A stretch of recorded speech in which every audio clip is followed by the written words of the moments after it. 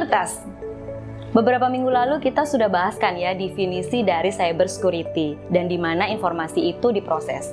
Nah, kali ini kita akan membahas bentuk ancaman dan kerentanan dalam cybersecurity menurut OWASP, Open Web Application Security Project. Biasanya sih mereka sering merilis top 10 risk pada application web tiap beberapa tahun. Nah, ancaman dan kerentanan ini harus dipisahkan ya guys, biar kalian nggak pusing nih. Intinya ancaman itu serangan dari luar, sementara kerentanan itu serangan dari dalam. Sampai sini masih mudah ya untuk dipahami. Menurut OWASP, ancaman pertama yang paling berbahaya adalah injection. Injection ini merupakan kerentanan yang sebab utamanya adalah karena melakukan filter input form pada aplikasi web. Nah, istilah baru kan tuh ya buat kalian, filter input form. Apa sih filter input form itu? Simpelnya ya begini ya.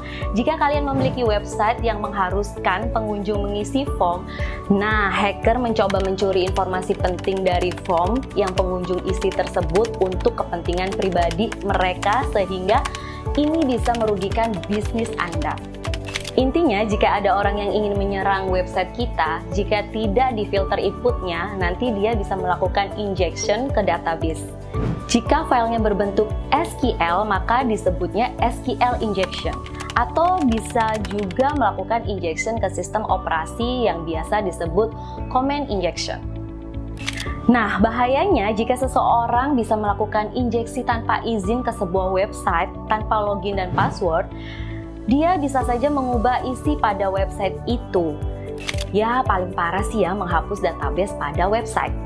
Untuk command injection, biasanya pelaku bisa mengambil informasi penting berupa password. Paling parahnya sih pasti menghancurkan server itu sendiri pastinya. Next, menurut OWASP, yang kedua yang berbahaya, tereksposnya informasi sensitif. Ini diakibatkan kurangnya enkripsi atau pengguna teknik kripto yang buruk atau bahkan lebih parahnya ya, tidak dienkripsi sama sekali.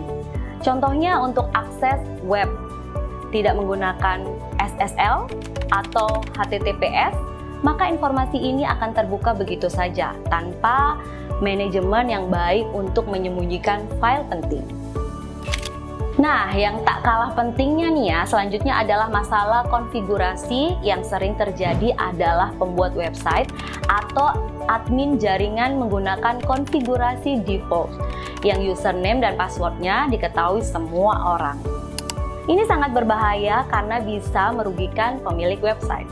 Yang lain ada juga menurut website ID30 Indonesia Computer Emergency Response Team, ada juga insiden keamanan lain yang terjadi. Biasanya sih menyerang pemerintahan, yakni defacement atau biasanya disebut mengubah tampilan website. Biasanya sih karena ada celah-celah yang bisa dimanfaatkan hacker. Dampaknya sih nggak terlalu besar ya, tapi malunya itu loh. Berarti sekelas institusi negara memiliki sistem keamanan cyber yang rendah. Selanjutnya adalah malware.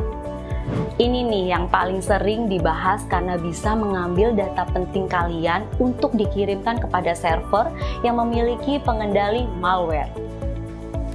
Oke guys, segini dulu ya pembahasan tentang ancaman dan kerentanan. Kalian juga pasti udah mulai mabok kan ya nonton materinya? Ingat guys, secanggih apapun ancaman dan kerentanan yang terjadi selalu ada solusinya. Securitas memberikan proteksi penuh selama 24 jam sehari dan 7 hari dalam seminggu dengan harga terjangkau yang cocok banget loh buat bisnis kalian.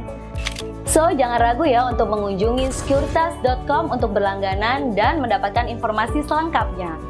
I'm Securitas, let's join with us!